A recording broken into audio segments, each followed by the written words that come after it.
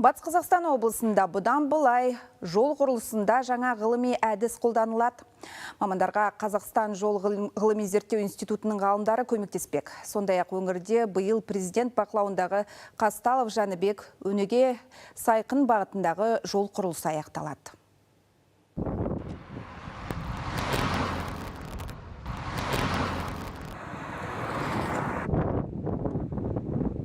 Бір жыл бұрын республикалық Подстепное Федоровка Ресей шекарасы күре жолының тасталқан шығып жатқан еді. Қазір 4 учаскеге бөлінген жолдың бір бөлігінде жұмыс 80%-ға орындалған. Күннің аптап ыстығына зауыттан әкелінетін асфальт қызуы қосылып, бет қаратпайды. Әйтсе бұған жұмысшылардың еті үйреніп кеткендей. Асфальт укладчик дейміз, асфальт саламыз. 40 градус болғанда сіздерде қанша градус болады? Бізде 80-дей болады ғой шамамен. Асфальт уже 170-180 болып келеді. Бәрін қосқанда желі бар, не бар, 80-дей, 90-дай градустар болады. Бәрі жақсы енді, пока онда ыстылық болып білінбейді, күндіз ыстылықта өлесін. Биыл аймақта бірінші рет жол құрылысына жаңа ғылыми технологиялық әдіс енгізілді. Жаңа қоспа жол сапасын арттыруға сеп болмақ. Құрылысшыларға Қазақстан жол ғылыми зерттеу институтының ғалымдары көмектесіп жатыр.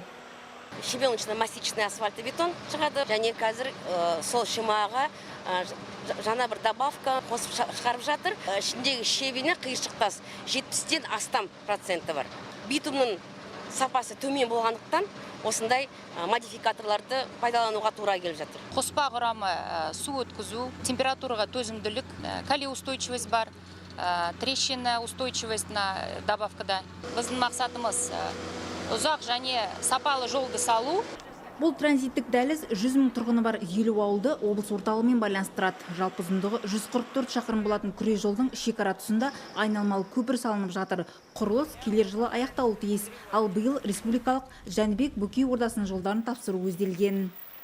Қазталов Жәнібек және Өнеге Сайқын жол күрделі жөндеу жұмыстары жалғасуда. Жалпы ұзындығы 245 шақырым. Жоба құны 81 миллиард. Қазір қарқынды жұмыстар жүріп жатыр бәрінде.